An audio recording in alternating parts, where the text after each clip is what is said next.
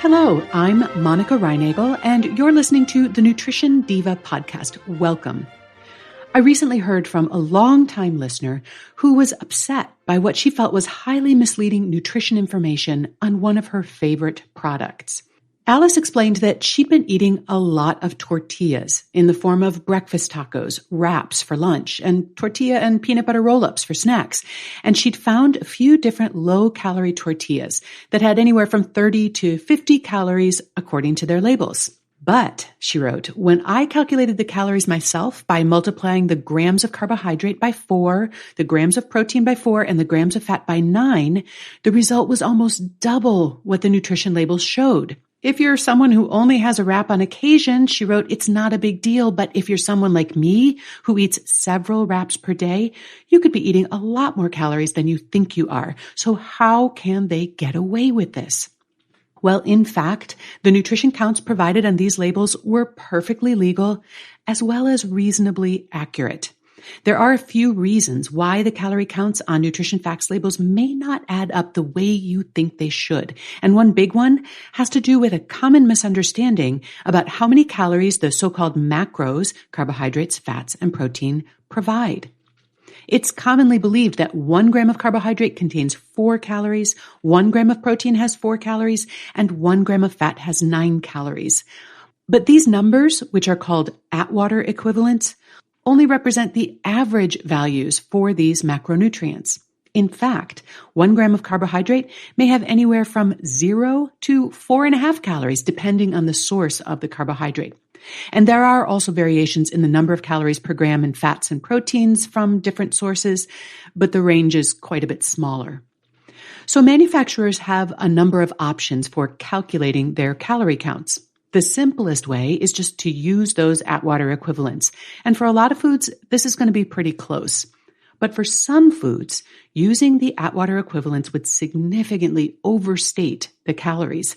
And this is especially true for foods that have been engineered to be lower in carbohydrates than they normally would, such as the low-carb tortillas that Alice was buying. The total carbohydrate count that you see on the nutrition facts label includes starches and sugars, as well as fiber and sugar alcohols. But because those last two categories are largely indigestible, they contribute a lot fewer calories per gram than other carbohydrates. If you see a package that lists something called net carbs in addition to the total carbohydrates, that's often a food with a lot of indigestible carbohydrates. Now, net carbs is not an officially recognized way of stating the nutrient content of foods, and that number cannot legally be included on a nutrition facts label. It's considered front of package labeling or marketing language. And you calculate net carbs by subtracting fiber and sugar alcohol from the total carbohydrate count.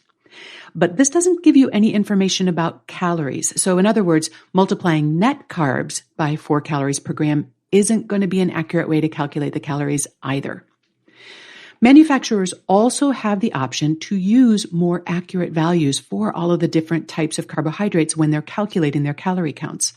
For example, instead of multiplying the total carbohydrate by 4, they can multiply soluble fiber by 2 calories and sugar alcohols by 0 to 3 calories, depending on which one they're using, and then the rest of the carbohydrates by 4. So the good news for Alice is that these nutrition facts labels were not as far off as she feared. But there are a couple of other reasons why those calorie counts may not add up perfectly.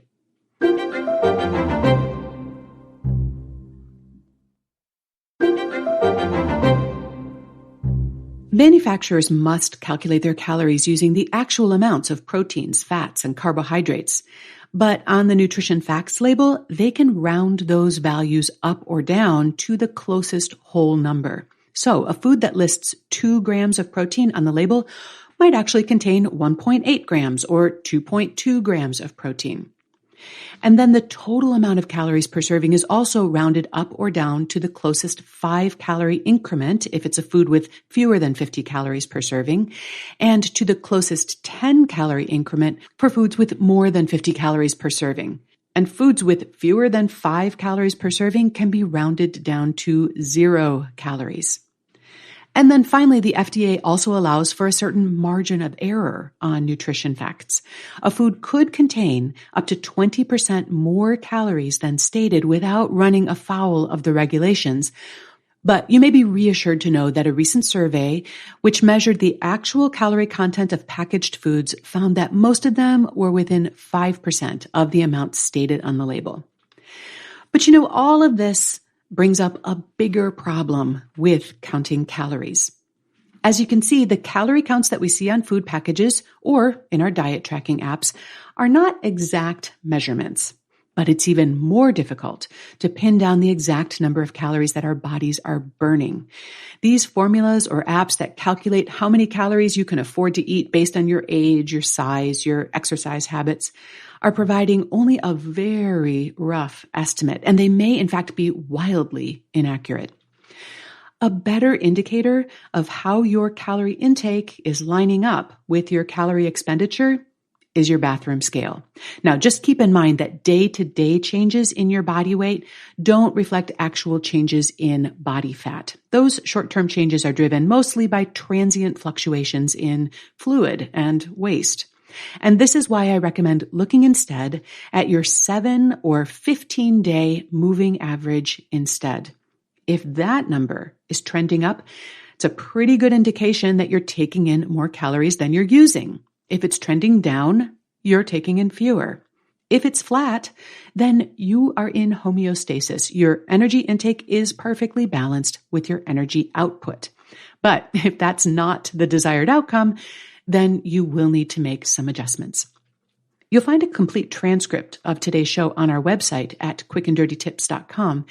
And if you're looking for more support for healthy weight management, please check out the tools and the resources at wayless.life, where our goal is to help people create the habits, the mindset, and the lifestyle that help them weigh less without dieting. That's at wayless.life.